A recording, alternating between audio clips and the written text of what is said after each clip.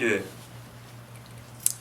오늘 본문 말씀을 읽고 들으면서 하나님의 뜻이 무엇인지를 깨닫고자 한다면 두 가지 질문을 함께 생각하면서 질문을 가지면서 말씀을 읽고 듣는 것이 도움이 될 것 같습니다. 첫 번째는 기도 중에 말씀드린 대로 왜 우리나라 번역자들은 6절에서 9절까지를 괄호로 표시하였을까? 괄호로 표시한다는 말은 보통 여러 사본 중에 일부 사본에는 있고 일부에는 없다라는 뜻이거나 혹은 신학적 견해에 의하여 이것은 후대에 삽입됐을 가능성이 매우 크다라고 신학자들이 거의 확신에 가까웠을 때, 일반 성도들이 그거를 고집하기는 좀 어렵지만 신학자들 사이에서는 이거는 원래 성경에는 없었던 것이라고 자기들끼리는 거의 결론에 가까운 그런 의견의 합치가 있을 때 이렇게 괄호 표시합니다.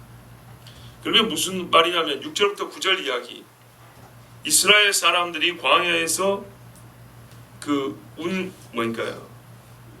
진으로 옮겼던 여정 중에 일부, 아론이 어디서 죽었는가? 그리고 그의 아들 엘르아살에게 언제 제사의 직무를 위임해 주었는가? 레위 지파가 어떻게 하나님 앞에 구별되어 섬기는 자가 되었는가? 요 이야기 부분이 신학자들에 의하면 본래는 없는 것이다 이런 뜻입니다. 누군가 나중에 모세가 아닌 다른 사람이 끼워 넣었다는 뜻입니다. 여러분, 우리는 절대 이런 말을 듣지 않습니다. 우리는 그런 신앙을 갖고 있지 않습니다. 이거는 명백히 있는 건데 아까 말씀드린 대로 신학자들이 자기들 견해에 의하여 있는데 원래 없다라고 자기들이 판단하는 겁니다. 잘 보세요. 필사본에 없는 게 아니고 있어요. 구약성경 신명기에 원래 원본에 있다고 있는데 읽어보니까 흐름이 좀 이상해요. 뭐가 좀 안 맞네요. 그래서 이거는 중간에 누가 끼워 넣는가 보다 하고 자기들이 판단을 내린 거예요. 우리는 그 판단에 동의할 필요가 없습니다. 자, 일단 요거를 생각해 보시고, 두 번째 질문, 이스라엘이 광야에서 지나간 장소들과 지명하고 레위인을 세운 일이 무슨 상관이 있는가 입니다. 말하자면 7절과 8절 사이에 무슨 관계가 있는가 합니다. 우리가 지금 신명기 강의를 계속 듣고 있는데 몇 회 전, 그러니까 날짜로는 상당히 오래됐지만 몇 회 전에 신명기에서 이런 말씀 드렸어요. 지명이 우리에게 주는 의미가 있다. 본래 그 땅에 이름이 있었던 것이 아니고 이름이 없는 땅인데 이스라엘 백성이 머물면서 무슨 짓을 했느냐에 따라서 이름이 붙여진 땅 이름이 있다. 기브론 핫다와 마사, 무리바, 원래 지명이 있는 게 아니에요.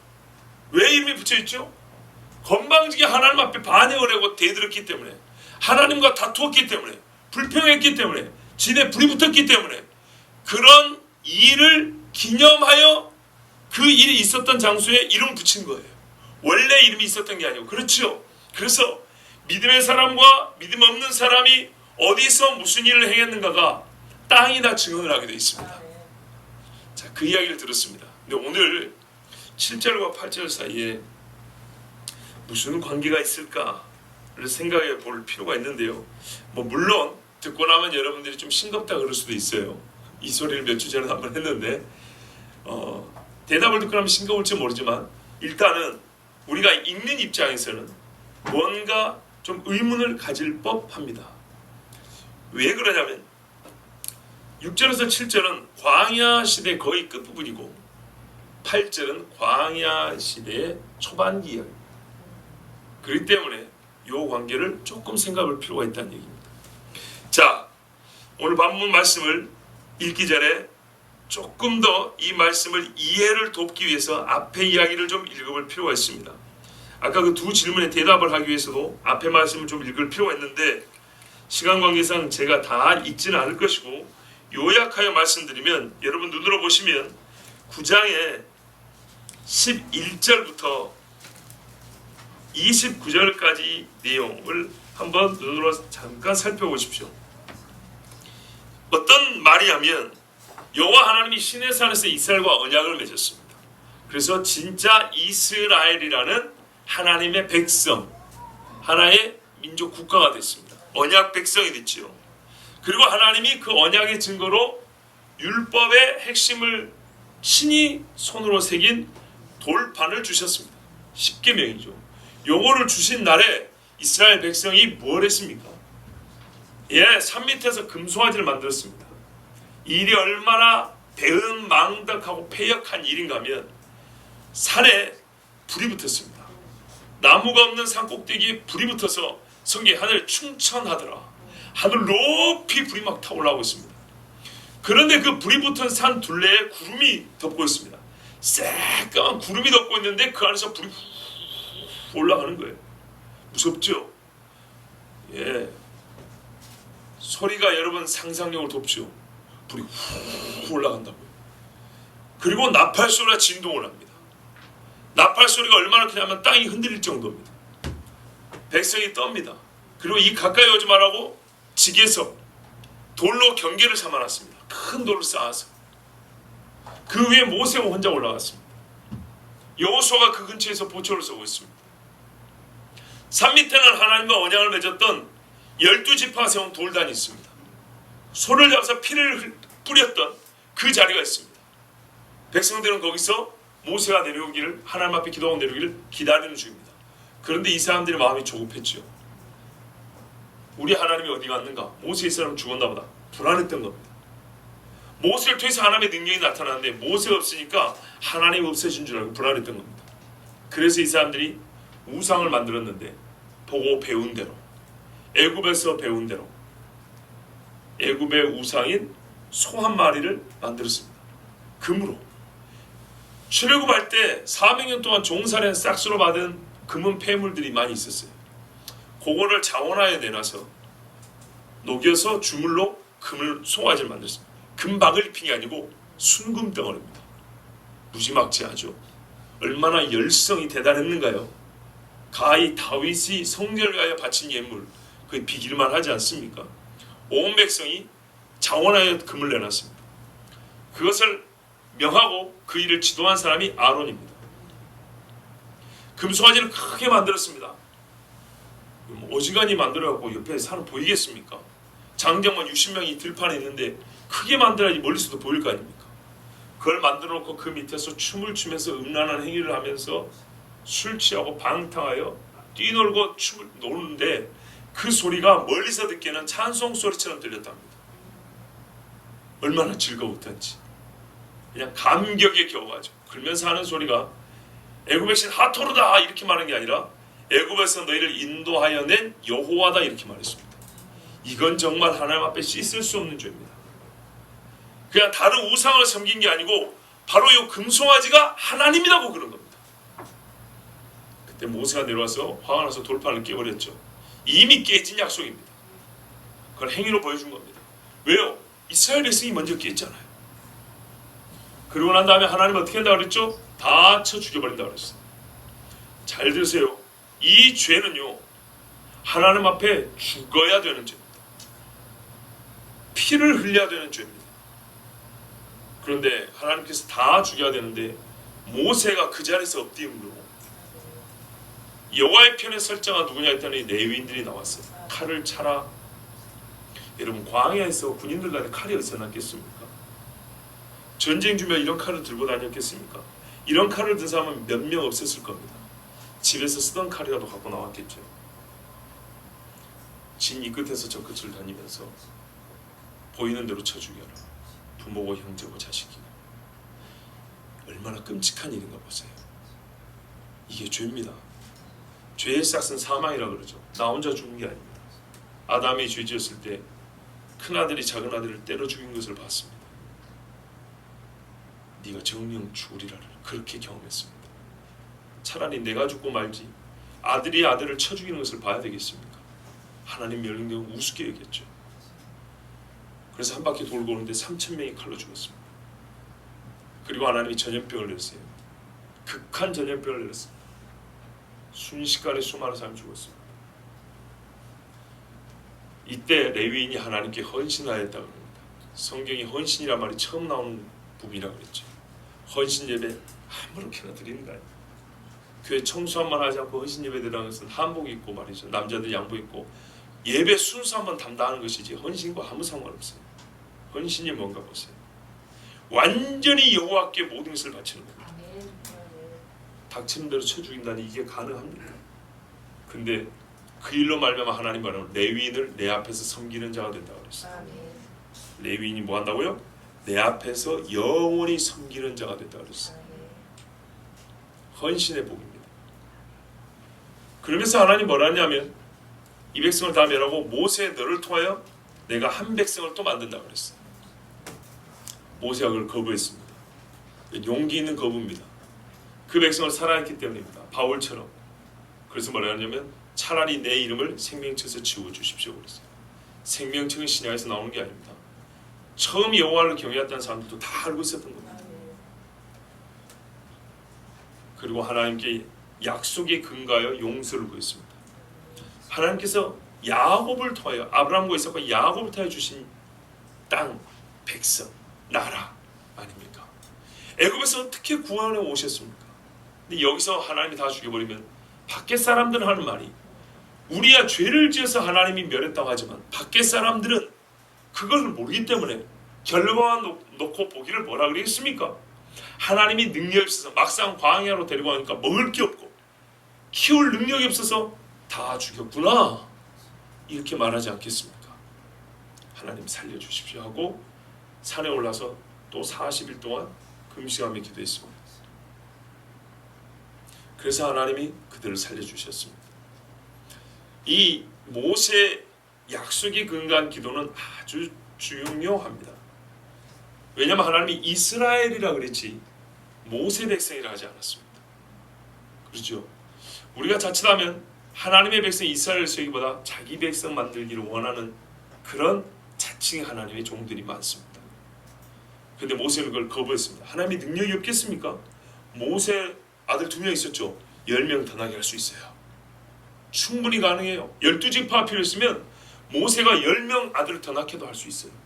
그런데 하나님 앞에 모세는 그것을 구하지 않았어요. 하나님이 원래 약속한 대로 이루어달라고 그랬어요. 그래서 12지파를 하나님이 생존케 하여 주셨고 그들에게 다시 언약을 맺으셨다. 그런 뜻으로 돌판 2개를 다시 만들어 주셨죠. 십계명을 새겨 주셨습니다. 그와 동시에 하나님께서 모세에게 한 말이 내려가라.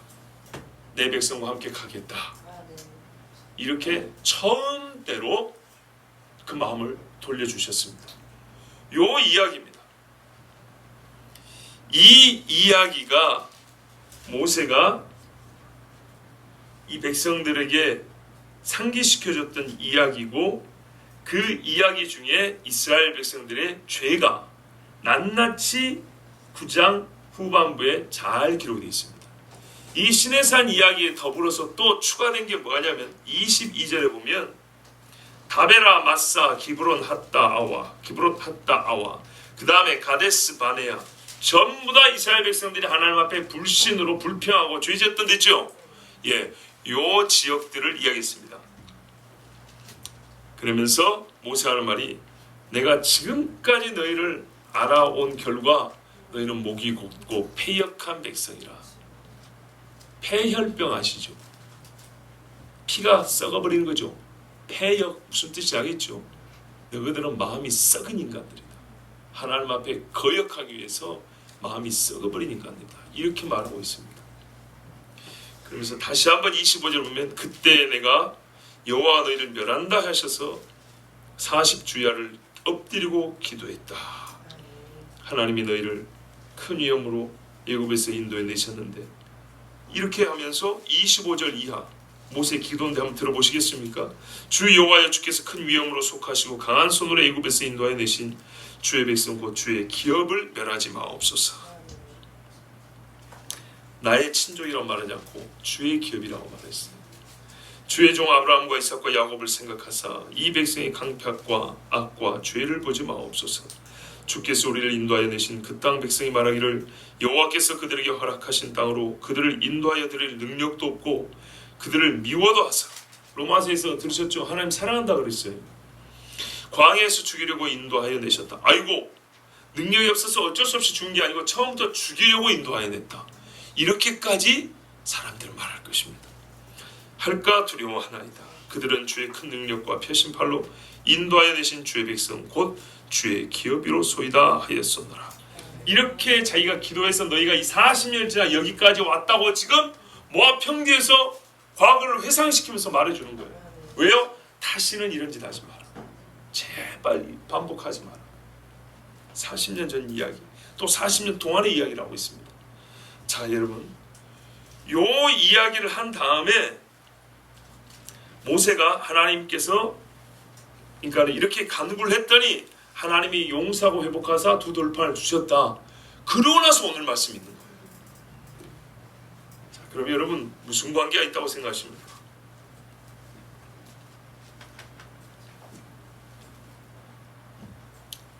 자, 보세요 여러분. 모세가 하나님 앞에 기도했다 그랬죠. 기도 이야기가 나왔어요. 그리고 하나님이 돌판 주셨대요. 돌판을 줬어요. 약속을 다시 맺는다고. 증거죠. 그럼 실제는 어떻게 해야 될까요? 실제 무슨 말하면 이 백성 다 죽인다 그랬죠. 실제는 어떻게 해야 되죠? 살리셔야 되겠죠. 그 이야기 하는 겁니다. 아론도 죽여버린다 그랬어요.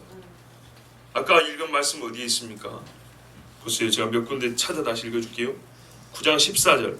나를 막지 말라. 내가 그들을 멸하여 그 이름을 천하에서 도말하고 너로 그들보다 강대한 나라가 되게 하리라.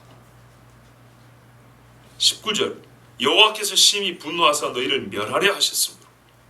20절. 여호와께서 또 아론에게 진노하사 그를 멸하려 하셨으므로. 이게 원래 하나님이 이 죄에 대하여 응분의 대가를 치르게 하려고 했던 작정한 형벌이었어요. 그런데 모세가 기도했죠. 모세가 기도하면 이 일이 이루어져야 됩니까? 안 이루어져야 됩니다. 안 이루어져야 되죠. 안 이루어진다는 말은 그들이 생존은 당연하고 그들이 원래 받은 복이 회복돼야 될까요? 안 돼야 될까요? 당연히 회복, 유지, 보존돼야 되겠죠. 이해가 되십니까? 요 광야에서 최고로 폐역한 사건이 금송아지 사건인데 요 일의 주동자가 누구라고요? 아론입니다. 요 아론을 하나님이 그 자리에서 불러 태워 죽여야 됩니다. 그런데 어떻게 했습니까? 살려주셨죠. 뿐만 아니라 대제사장의 직무를 계속하게 해주셨어요. 하나님이 용서한 증거, 모세가 중보기도한 증거가 어떻게 나타나요? 돌판만 나타나면 안 되고 아론이 안 죽어야 돼요. 아론이 안 죽을 뿐만 아니라 그가 여러분 생각을 해보세요. 모세 와서 돌판을 깨고 금송아지를 불에 태워가지고 그 물을 녹여가지고 그 물을 다 죄진 사람에 마시게 할 때 이제 대제사장 아론 어떻게 해야 되죠? 그 얼굴이 새까맣게 돼가지고 어디 숨어 있어야 돼요. 사람들 앞에 절대 나올 수가 없어야 돼요. 근데 40년 동안 아론이 대제사장의 직무를 감당했어요. 부끄럽지 아니하게 완전하게 죄 용서 받은 사람. 여러분 베드로가 예수님 3번 부인하고 그게 무슨 염치 좋게 주님 앞에 나왔어요 생각하죠. 그것만 생각해도 우리가 쉽지 않아요. 그걸 현실로 생각해보세요. 쉽지 않아요. 근데 베드로보다 더 정말 사람들 앞에조차도 나설 수 없었던 인간이 아론이에요. 그러지 않습니까? 그는 모세의 형이잖아요. 바로 앞에 같이 섰던 사람이잖아요. 모세의 대변자고 모세의 지팡이를 대신 짚고 다니기도 했고 모세 없을 때는 모세의 역할을 했던 사람입니다. 그런데 종교 지도자인데 신앙의 지도를 완전히 잘못해서 이 60만 백성들을 전부 다 지옥으로 빠지게 만드는 사람이에요. 그대로 뒀으면 이 어마어마한 짓을 한 죄인이 어떻게 대제사장이 될 수 있을까요? 파면을 당해도 시원찮죠. 그런데 모세의 중보기도가 얼마나 강력했는가 하면 얼마나 완전하게 하나님께 응답을 받았냐면 아론이 부끄러워 숨기는커녕 아무 일도 없었다는 듯이 대제사의 직무를 곧장 바로 시작을 하고 그 아들에까지 대가 이어집니다. 여러분 이게 현실 속에서 가능하다고 생각합니까? 여러분의 심정적으로 이걸 허용할 수 있겠습니까? 할 수 있겠어요? 못하겠죠. 못합니다. 나도 못합니다. 그런데요 아론은 40년을 더 생존했어요. 광야 시절 내내 대제사장의 직무를 다 감당했어요. 그리고 그가 어디서 죽었냐? 가나안 땅 코앞에서 죽었어요. 그가 가나안 땅 건널 것을 봤다는 겁니다. 어디 정도로 왔냐면 이 지명을 보면 요단강이 흐르죠.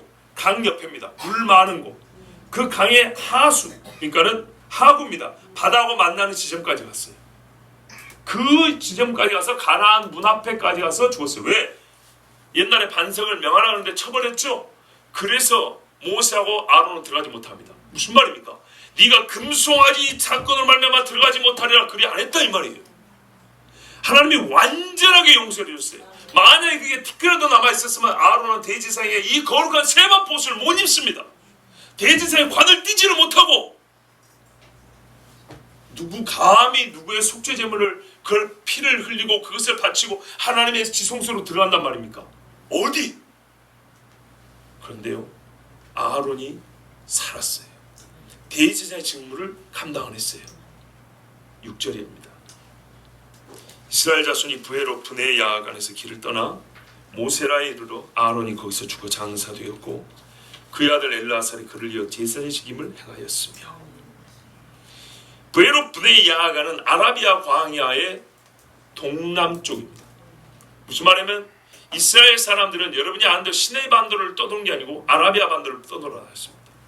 지금도 아라비아의 반도에 가면 사우디아라비아 지역에 가면 이스라엘 사람들의 이름을 딴 지명이 무수합니다. 18세기 19세기 서양의 지도를 보면 아라비아를 여행하고 사람들이 지도를 만드는데 그 이름들이 성경의 이름들이 무지하게 많습니다. 여기도 보면 모세롯 이렇게 돼 있죠. 모세라 이렇게 돼 있죠. 민수기는 모세롯도 있어요. 어떤 데는 하란도 나와요. 아시겠죠? 예.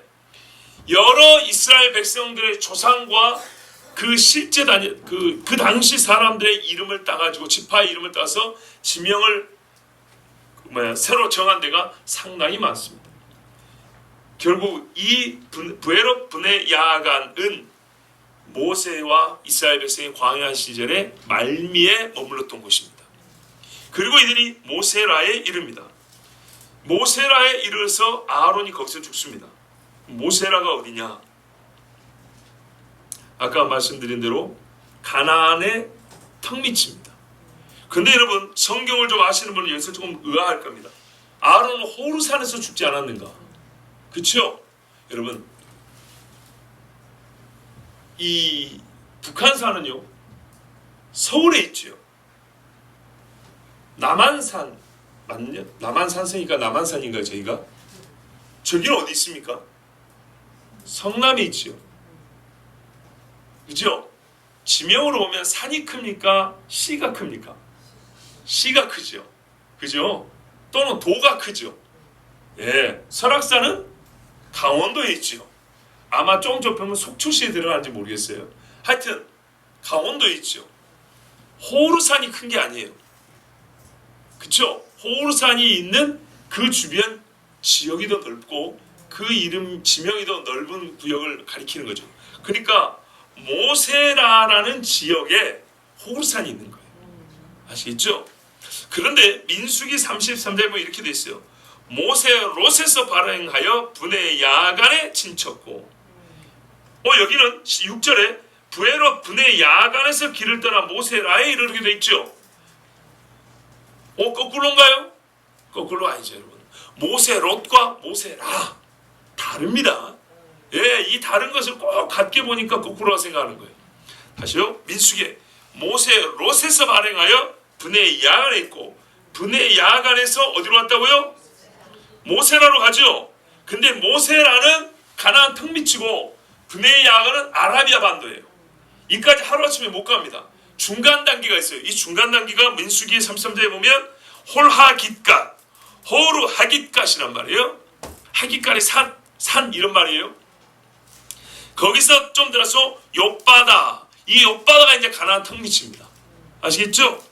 욥바다에서 발행하여 아브로나에 진쳤고 아브로나에서 발행하여 에시온게벨에서 진쳤다 이랬어요. 그리고 이 근처에 가데스 바네아가 있어요. 그리고 에돔 국경 호르산에서 진을 쳤는데 아론이 거기서 죽었다 이렇게 돼 있어요. 모세라가 안 나오네요. 그렇죠? 근데 여러분 또 7절을 보시면 우리 보면 7절을 보면 또 거기를 떠나 국고다에 이르고 국고다를 떠나 욥바다에 이른즉 그 땅에는 시내가 많았으며 욥바다는 나오는데 지금 여러분이 말로만 들으니까 굉장히 헷갈릴 겁니다. 표를 좀 나눠주시면 너무 좋을 텐데 그죠? 이런 화면이라도 좀 사용했으면 좋겠는데 제가 이런 걸 안 쓰니까 여러분 무지하게 헷갈리죠? 헷갈릴 필요가 없습니다. 다시 들어보세요. 신명기는 큼직큼직하게 지명을 이렇게 적어놨습니다.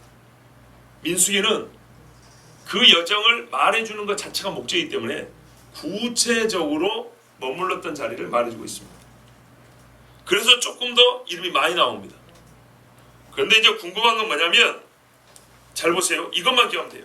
신명기는 분의 야악 안에서 모세라에 이르렀다.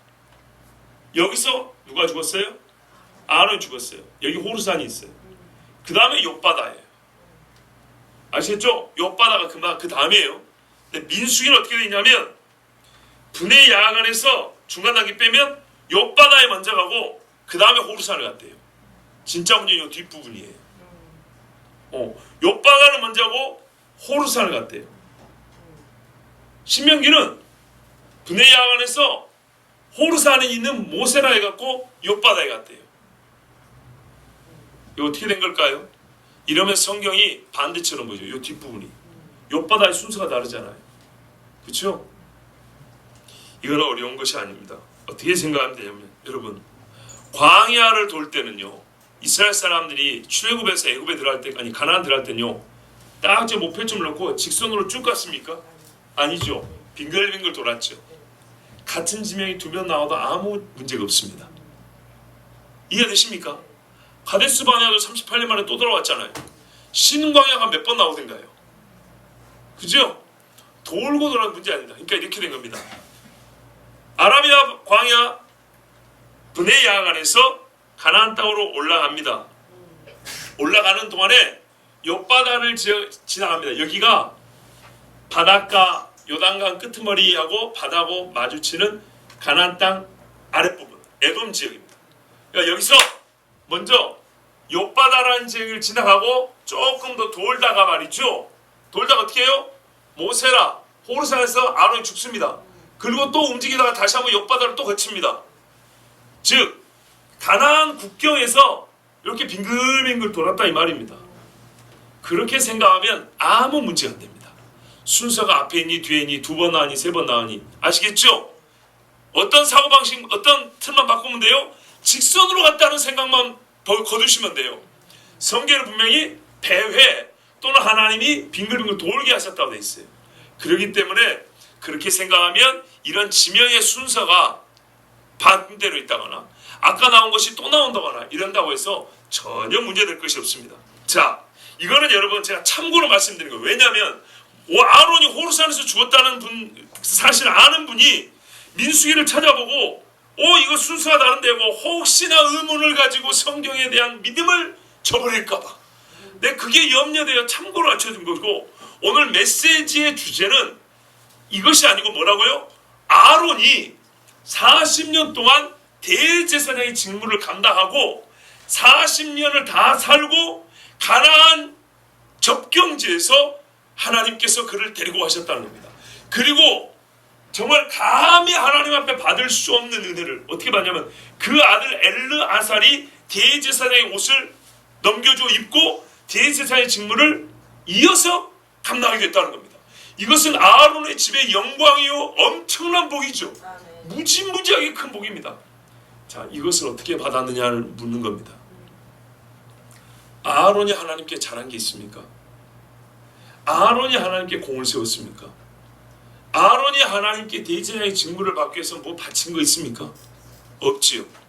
그럼 어떻게 아론이 이 직무를 40년 동안 정말 짐바구니 뒤에 숨어 살아도 시원치 않은 사람이 하나님의 지성소를 들락날하면서 40년 동안 예수님의 예표 역할을 했단 말입니까? 어떻게 가능했죠? 모세가 그를 위하여 자기 목숨을 내놓고 기도했기 때문에. 두 번째입니다. 이스라엘 백성은 어떻게 해야 됩니까? 다 죽어야 되죠.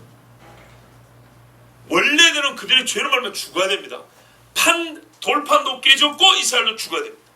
하나님이 돌판을 다시 주심으로 뭐예요? 이스라엘도 생존케 해주셨습니다. 그렇죠? 돌판이 약속의 증거판이라고 하잖아요. 증거라면 그 증거가 나타내는 실제로 뭐냐면 이스라엘이 살아야 하고 이스라엘이 복을 받아야 되고 이스라엘이 가나안에 들어가야 합니다. 40년이 지났습니다. 이스라엘 사람들이 가나안 앞에까지 왔습니다. 그죠? 굿고다를 떠나 욥바다 이런 그 땅에 시내가 많았으며, 이 시내가 어디서 나온 거죠? 예, 요단 강줄기들, 요단강 근처까지 왔다 이 말입니다. 이 사람들이 가나안 앞에까지 왔어요. 이미 다 없어져야 될 사람들이 어떻게 여기까지 왔습니까? 어떻게요? 모세가 기도하였기 때문에.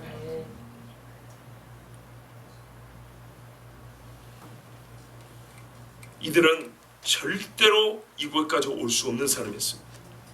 그런데 하나님의 종 모세가 40일 동안 금식하며 기도하고 중보하여 그 죄를 차라리 내게 갚으시옵소서 이렇게 기도하여 이 사람들은 용서를 받고 약속의 땅에 들어가게 되었습니다. 누가 보이십니까?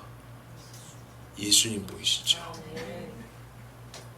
그가 땅에 육체로 계실 때 심한 통곡과 눈물로 간구와 소원을 올려드렸고 경건하심으로 말미암아 들으심을 받았느니라. 모세가 하나님 앞에 경건하고 그치요? 순종하고 하나님의 명한 것을 어김이 없어 그리고 그 백성을 사랑하여 하나님 앞에 당시로서는 아론보다 더 앞선 제사장으로서 하나님의 세운 중보자의 사명을 감당했기 때문에 이스라엘도 아론도 가나안까지 올 수 있었고 그들이 제사장의 직무를 감당할 수 있었습니다. 그때 아론이 죽을 때를 가리키는 게 아닙니다. 이스라엘이 범죄하였을 때로 다시 소급해 올라가는 겁니다. 출애굽기 32장에 아까 읽어드린 아까 말씀드린 대로 이스라엘이 범죄했을 때 금송아지 사건을 저질렀을 때 모세가 이르되 각 사람이 그 아들과 그 형제를 쳤으니 오늘날 여호와께 헌신하게 되었느니라. 그가 오늘날 너희에게 복을 내리시리라. 여호와께서 레위인 너희들에게 복을 내리시리라. 바로 그때로 올라갑니다. 자 보세요. 지금 어떻게 되냐면 우리가 6절부터 읽어서 그렇지 1절부터 보면 돌판을 깨뜨렸는데 하나님이 다시 어떻게 해요? 돌판을 세워주셨죠. 돌판을 세워주심으로 어떻게 했다는 거예요? 아론도 살려주고 이스라엘도 살려주고 그들에게 주신 직무와 복을 다시 주셨다는 거예요. 그렇죠. 근데 그때 잊으면 안 될 또 하나의 그룹이 있었어요. 누구였습니까? 레위인들이었어요. 너희는 죄를 짓고 하나님 앞에 죽어 마땅해야 되지만 아론의 정복 기도로 용서를 받아서 기억해야 될 것이지만 우리는 그때 하나님 앞에 그 죄에 가담치 아니하고 여호와의 편에 섰던 사람들을 또 우리는 그때로부터 기억하기 시작했어요. 그들은 레위인들이었어요.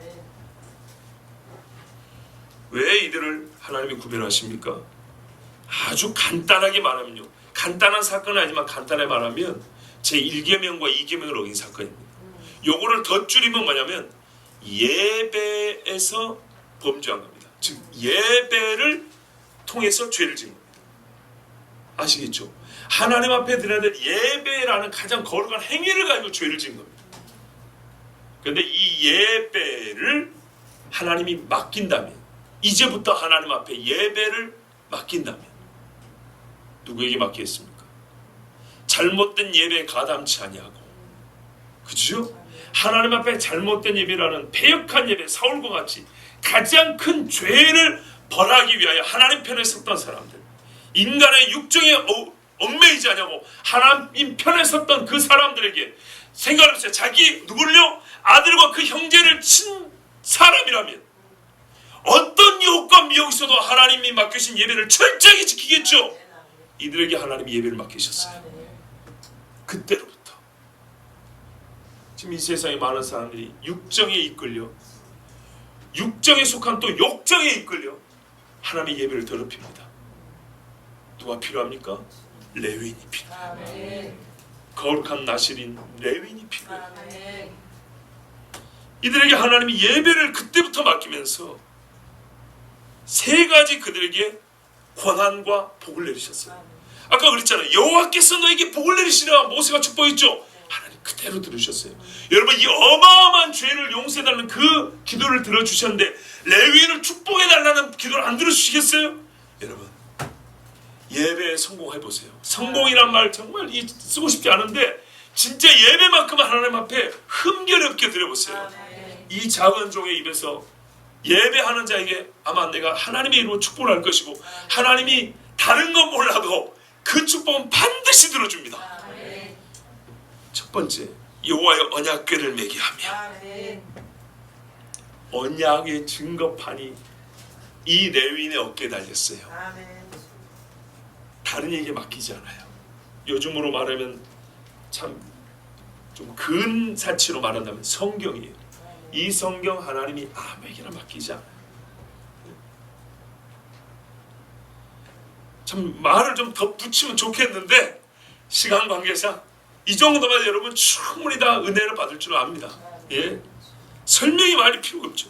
여호와 앞에 서서 그를 섬기며 이 사람들이요 지금부터 세마포 옷을 입어요. 우리가 주님 앞에 가면은 거룩한 세마포 옷인다 그러죠. 그를 미리 경험한 사람들이에요. 주의 식탁에서 먹어요. 예? 여호와의 이름을 그를 섬기며 봐보세요. 이 성막에서요 사람들이 레위인이 하나님 앞에 예물을 드리잖아요. 그리고 제사장이 그걸 다 레위 지파 사람들이죠. 바쳐서 그거를 가지고 나오면 하나님 앞에서 그들만 이렇게 먹는 제물들이 있어요. 밖에서 구경하고 있어요. 화목 제물은 바쳐서 같이 먹는데 보통의 제물들은 제사장과 레위인만 먹어요. 하나님이 받으신 제물을 그 함께 누림이 레위인에게 있어요. 그거를 보고 얼마나 부럽겠어요. 이 복이 레위인에게 있어요. 우리가 레위인처럼 하나님을 섬기면요 주님 나라에서 그 식탁에 함께 참여한다고 그랬어요. 세 번째, 여호와의 이름으로 축복하게 하셨으니 여호와의 이름을 맡겼어요. 네 입이 내 이름을 말해도 강하다. 내 입이 내 이름을 말하고 네가 축복을 하면 내가 들어준다. 얼마나 기가 막힌 복입니까? 예? 하나님의 이름을 사용한 이게 요즘처럼 하나님의 사인을 써도 되고 하나님의 도장을 써도 된다는 겁니다.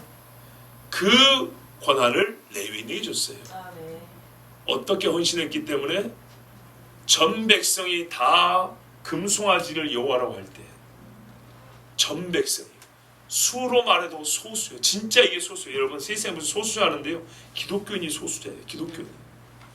신앙을 올곧게 지키는 사람만큼 소수인 사람이 없어요.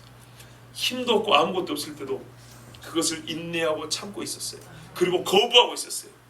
그리고 하나님 편에 섰을 때 그들의 육정을 이기고 오직 하나님을 사랑했을 때 마태 마가도 나왔죠. 나보다 형제나 자매나 아비나 자식이나 더 사랑하는 자는 나에게 합당치 않냐. 평상시에는 성경은 뭐라 그랬어요?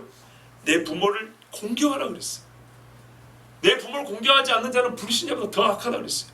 과부들 중에도 친척이 있는 사람들은 교인 친척들이 그를 잘 돌보고 그러지 못한 과부는 교회들이 또 잘 돌봐라 그랬어요. 하나님 그렇게 말씀했어요. 복음을 증거할 때도 사도들이 말했어요. 가난한 자를 잊지 마라 그랬어요. 우리 율법에도 말해요. 내 귀퉁이를 베지 마라 그래요. 많은 사람은 어떤 사람은요 내 귀퉁이 1%씩 남겨놓고 지금 4% 남겨놓은 게 아니라 더 남겨놓은 사람도 있어요. 4%, 16%를 남겨놓은 사람도 있어요. 그렇게 해서 가난한 사람을 돌보라는 게 하나님의 말씀이에요. 형제를 사랑하고 부모를 공개하는 게 말씀이에요. 그런데요 하나님을 섬기는 것과 이게 맞부딪힐 때는 누구를 선택할 것이냐 이 기로에 섰을 때는 어떻게 하라고요? 오직 하나님을 섬기는 거예요. 그러면 하나님이 그 가족 버릴 것 같습니까? 아닙니다. 오히려 하나님을 택한 그로 말미암아 가족들이 처음에는 이를 갈고 미워하다가도 어느 때인가 감동하여 돌아옵니다. 두둥키 안고 오는 정말 감동의 그 날을 줍니다. 이 세 가지 복을 레위인에게 허락하셨습니다. 그러므로 레위는 그의 형제 중에 분깃이 없으며 여러분 이 세 가지만 해도 얼마나 큰 복입니까? 근데 최종적인 복은 여기 있습니다. 기업이 없고 내 하나님 여호와께서 그에게 말씀하신 같이 여호와가 그의 기업이시라. 아멘. 신명기 18장에도 나오는데요. 레위 사람 제사장과 레위의 온 지파는 이스라엘 중에 분깃도 없고 기업도 없을지니 그들은 여호와의 화제물과 그 기업을 먹을 것이라. 그들이 그 형제 중에 기업이 없을 것은 그들에게 대하여 말씀하심 같이 여호와께서 그들의 기업이 되심이니라. 아멘. 근데 이 이야기는요 좋기 전에 안 좋은 게 앞서 나와요. 형제 중에서 분깃이 없대요. 좀 극단적으로 표현하면 형제들과 즐길 수가 없어요. 형제들과 같이 먹고 나누고 거두고 하는 즐거움을 누리지 못해요. 그런데 하나님이 구별하셨기 때문에. 왜요? 그들이 형제들과 함께 즐거워하지 않고 하나님을 택했잖아요. 그래서 하나님이 이후에도 같은 원리로 이 세상에서 그들을 그렇게 구별하기 위해서 하신 거예요. 예, 그들을 괴롭게 하려는 게 아니라 그들을 더욱 구별되게 해서 온전한 예배자가 되게 하시는 거예요. 그래야 이들을 보고 이들을 따라서 이 백성들이 따라올 수 있기 때문에 이 전체를 살리려고 할 수 없이 형제와 함께하는 즐거움은 그들이 누리지 못하게 하셨어요. 그러나 다른 사람은 누릴 수 없는 하나님과의 누림을 이들에게는 온전하게 허락해 주셨어요. 이것이 레위인이 받은 복입니다. 여러분, 어떤 일은 반드시 수행해야 하고 그 일을 온전히 행하기 위하여 정해진 시간과 장소, 물건이 구비되어야 하는 일이 있습니다. 다시요. 반드시 해야 되는 일이 있고요. 그 반드시 해야 하는 일을 어설프게 하는 게 아니라 온전하게 행하기 위하여 시간이 정해진 일이 있고 장소가 정해진 일이 있고 또 그 일을 하기 위한 물건들, 즉 수단과 도구가 구비되어야 하는 일이 있습니다. 그렇죠. 그 정도만 돼도 우리는 구별되었다 할 것입니다. 그런데 무엇보다도 그 일을 위하여 정해진 여러 가지 요소가 있지만 그 중에 사람이 정해진 일이야말로 가장 중요한 일입니다. 그렇죠. 결혼식을 예로 들어볼까요? 예식장 정해야죠. 시간 정해야죠. 그렇죠. 메이크업 어디서 할지도 정해야죠. 관광 버스 몇 대 빌릴까 다 정해야죠. 그렇죠. 있는 것이지만 정하지 않으면 내 것이 아니죠. 내 결혼식을 하여 아무 도움이 안 되죠. 다 정해야 합니다. 근데요, 신랑 신부가 안 정해졌다. 결혼식 됩니까 안 됩니까? 안 되죠. 아주 쉬운 이야기죠. 하나님은 예배를 위하여서 성막도 준비하시고 제물도 준비하시고 날과 시도 준비하셨어요. 그런데요, 그날이 진짜 거룩하기 위해 하나님은 사람을 구별하여 정하셨어요. 만약에 여러분 레위인이 없이 안식일 지켜라 해봤다 했어요. 레위인이 없이 짐승을 잡으라고 해봤다 했어요. 레위인이 없이 너희 마음대로 제물을 드리고 싶으면 가져와라 그렇게 했다고 해보세요. 어떻게 됐을까요? 예배가 언제 드려졌을까요? 그날 너희들끼리 마음대로 축복 기도해라. 너희들끼리 마음대로 성경 읽고 아무렇게나 막 그냥 하고 싶은 말 다 해라. 그랬으면 하나님 앞에 언제나 예배 드려줄 수 있었을까요? 가나안 땅에 들어갈 수 있을까요? 절대 못 갑니다. 이스라엘 백성이 다른 죄를 짓긴 짓지만 한 방에 진멸될 수밖에 없었던 죄는 예배의 범죄였기 때문입니다. 하나님이 가장 귀한 일을 온전하게 지키기 위하여 사람을 정하셨습니다. 누구를요? 헌신된 사람을 정하셨습니다. 그리고 그들은 40년 내내 이 백성들이 더 이상 예배를 가지고 죄를 짓지 않도록 하나님이 그들을 통하여 예배를 지켜오셨고 예배를 인도하게 하셨고 하나님 섬기는 법을 보여주셨습니다. 그런데 여러분, 이 일을 과로로 처리를 했어요. 빼도 된다고, 없어도 되는 말씀이라고. 이거는 신학자들의 신학적 견해라고. 나는 요즘에 이 정도 경건한 마음을 가진 신학자가 어딘지 보지를 못했어요. 네? 이렇게 해석을 하고 말이죠. 이 말씀에 이렇게 귀한 은혜를 찾는 신학자라면 이 말씀을 빼도 된다 소리 안 했을 거예요. 예배가 뭔지도 모르고 지들이 지은 죄가 뭔지도 모르고 중보자의 그 간구의 기도가 뭔지도 모르는 사람들이에요. 하나님의 은혜를 맛본 적이 없는 사람들이에요. 여전히 금송아지를 여호와로 섬기는 인간들이에요. 그러니까 이 말씀을 빼자고 가로를 처리했어요. 언젠가는 빼겠다는 거예요. 따라가지 마십시오. 이들은 금송아지 섬긴 자들입니다. 레위인의 편에 서시고 레위인이 되십시오. 레위인은 형제들과 함께 금송아지 밑에서 즐거움을 누리지 않았습니다. 그래서 하나님께서 그들에게 하나님과 함께 즐거워하는 복을 주셨습니다. 여러분, 이 시대에 세상 사람들 말하는 것처럼 세속적인 예배 방식 따르지 마시고 세속적인 예배 순서, 사람을 즐겁게 하는 그런 교회 여기저기 찾아다니지 마세요. 진짜 하나님 앞에 내 영혼이 바쳐질 수 있는 교회, 또는 내가 영혼을 바쳐서 하나님께 예배하지 못하는 것 때문에 괴로움이라도 느껴질 수 있는 교회에서 예배해야 됩니다. 아무런 괴로움도 느끼지 마 편하게 앉아서 구경하듯이 엔터테인먼트 엔딩하는 교회는 예배를 드리는 데가 아닙니다. 내가 처음과 같이 40주야를 산에 유하였고 그때도 여호와께서 내 말을 들으사 너를 차마 멸하지 아니하시고 총정입니다. 너희를 멸하시겠다는 여호와께 목숨을 걸고 40주야를 산에서 기도하여 여호와께서 내 말을 들으사 너희는 진멸되지 않고 이곳 가나안 입구까지 이르렀다입니다. 모세가 자기 자랑하려고 한 거 아닙니다. 성령의 감동을 따라 모세는 중요한 구원의 원리를 말하고 있습니다. 중보자의 말을 들으사입니다. 예수님께서 요한복음에 반복하여 기도하신 거예요. 하나님이여 아버지여 내 말을 들으심을 감사하나이다. 나사로 살릴 때 바로 그 죽은 자를 살릴 때 아버지여 지금도 내 말을 들으심을 감사하나이다. 여호와께서 내게 이르시되 일어나서 백성 앞에 진행하라. 하나님의 진노가 풀렸어요. 비켜라 그랬더니 다 죽여버린다고. 막아서고 있으니까 비켜 내가 죽여버릴까 그랬더니 모세가 하나님 앞에서 기도했대 말했습니다. 이제는 알았다. 원래 그 자리로 가라고. 네가 그들을 인도하여 가던 그 앞선 자리로 가라 그랬어요. 일어나서 백성 앞에서 진행하라.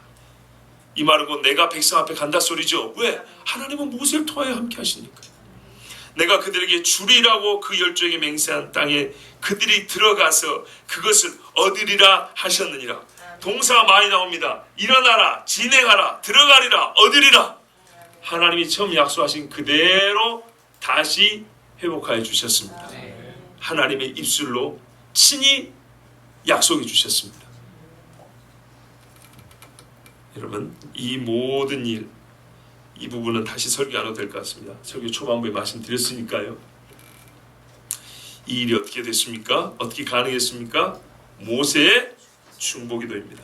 여러분, 이것은 이제 조금 예수님과의 차이가 하나 있습니다. 본래는 이 사람들의 죄가 죽어야 할 죄지요. 왜냐? 하나님 다 죽여버린다 그랬잖아요. 그러므로 이 사람들의 죄값을 치르기 위해서는 피를 흘려야 합니다. 피값이 있어야 합니다. 이스라엘의 죄는 피로 갚아야 할 죄였습니다. 그렇죠? 다 죽어야 한다 했으니까. 그러나 모세는 기도로 용서를 받아냈습니다. 모세는 그리스도 예수의 예표이기에 자기 피를 흘리지 않았습니다. 다르게 말하면 모세는 피를 흘려봐야 소용이 없습니다. 모세 자기도 가나안에 제 힘으로 못 들어가는데 자기 피가 무슨 소용이 있겠습니까? 그래서 모세는 정말 감동적이지만 예표니 인간입니다. 모세 자신도 예수의 피로 구원받아야 될 자입니다. 그러나 그는 예표의 사명을 훌륭하게 감당했습니다. 인간으로서 40일을 2번 굶으면서 산꼭대기에서 80이 넘은 이때 나이는 이제 80이 좀 더 넘은 82세 정도 됐을 때 산꼭대기에서 하나님 앞에 그것도 편히 쉬고 온 것이 아니라 이 백성에서 똑같은 기도를 살려달라는 이 기도를 간절히 구했다 그랬어요. 이렇게 한다는 것은 예표로서 자기의 직무를 충실히 감당. 그래서 히브리서에 뭐랍니까? 모세는 하나님의 집 종으로서 충성하였다 그랬습니다. 성경에서 최종 결론으로 충성했다고 말하는 사람이 그렇게 많지 않습니다. 그리스도 예수의 모형이기에 죄인들의 죄를 짊어진 자처럼, 자가 아닙니다. 자처럼 대신 간과하여 용서를 받았습니다. 그러나 진짜로 죄를 대신 짊어진 자 예수님은 기도하셨을 뿐만 아니라 자기 몸을 찢어 피를 흘려 물을 다 쏟아내어 우리의 죄를 갚으시고 씻으시고 구원해 주셨습니다. 이들은 육체가 드러나는 가나안 땅에 들어갔지만 우린 예수 그리스도의 보혈로 말미암아 40년 전에 우상 숭배한 죄도 용서받았고 감히 이 종도 여기서 예배를 인도할 수 없는 자인데 주 예수 그리스도의 대속의 공로로 용서를 받고 예배 인도자가 되었고 우리가 다 함께 하나님이 예배하신 처소 안식으로 들어갑니다. 예수 그리스도의 보혈의 공로로 말미암아 들어갑니다. 그것을 보여준 사건이 바로 모세의 중보기도고 그리고 이때 하나님께서 이 땅을 살아가는 동안에 이제 정말 원하는 금송아지로 숭배하는 자들이 아니라 이제는 그럼에도 불구하고 맨날 주님 앞에서 그럼에도 불구하고가 아니라 성경에 뭐라 그래요? 그럼에도 불구하고 용서를 받은 자는 어떻게 변화되냐? 여호와 앞에 마음의 소원을 하나님이 기뻐하신 뜻을 소원을 가지고 행한다 그랬죠. 예, 이제는 어떻게 해요? 그럼에도 불구하고 용서받은 사람이 레위인처럼 되어서 하나님 앞에 거룩한 예배 드리는 것을 소원으로 삼아서 이 땅을 살고 가나안 땅에 들어가야 되는 것입니다. 우리의 두 가지 면을 보여줍니다. 뭐라고요? 중보자의 기도로 용서를 받았으면, 그렇죠, 우리가 40년 전에 지은 그 대제사장이었지만 죄 지은 아론이나 이스라엘 백성처럼 망하지 않냐고 약속의 땅에 들어간다. 그렇게 용서를 받았다. 그리고 그 땅에 가기까지 우리는 어떻게 해야 되냐? 그냥 용서가 받은 것만 생각하고 질질 끌려가냐? 그게 아니라 레위인처럼 하나님 앞에 예배드리고 가라는 말입니다. 레위인은 이스라엘 전 백성을 자기들처럼 예배할 수 있도록 인도하는 자였습니다. 그러므로 레위인을 세웠다는 것은 이스라엘 백성이 어떻게 해요? 전 이스라엘의 레위인화가 되어야 되는 겁니다. 우리가 그렇게 안식을 향해서 달려가고 있습니다. 이 모든 일의 시작이 어디서부터인가를 알아야 합니다. 우리는 죄를 지었으나 바로 죄 지은 그곳에 모세의 중보기도가 있었고 우리 주 예수 그리스도의 대속의 십자가 있었습니다. 그래서 여러분, 구약 성경에서 복음이 들린다는 얘기입니다. 구약 성경에서 복음이 들려요. 신명기에서 예수님이 보여요. 이게 성경을 바르게 읽는 겁니다. 그런데 못된 인간들은 이 성경이 모세가 쓰지 않았다고 하고 사람이 썼다고 이스라엘의 종교 문서 역사 글에 불과하다고 말합니다. 그렇게 보아서는 절대 예수님이 보이지 않습니다. 절대 우리 구원의 은혜가 보이지 않습니다. 여러분, 그런 말들은 금송아지를 숭배하는 자들의 말입니다. 그들은 안식에 들어가지 못합니다. 패역한 백성으로 하나님이 광야에서 그 시체가 다 널브러지게 할 것입니다. 그러나 레위인처럼 회개한 아론과 같이, 또한 처음부터 거룩하게 하나님의 말씀대로 예배한 레위인과 같이 이 마지막 때에도 온전하게 여호와를 경배하고 참으로 주를 경외함으로 섬기는 자에게는 주께서 가나안 약속의 땅으로 인도하실 줄로 믿습니다. 이것이 우리 주 예수 그리스도로 말미암은 하나님의 약속입니다. 기도하겠습니다. 하나님 아버지, 감사합니다.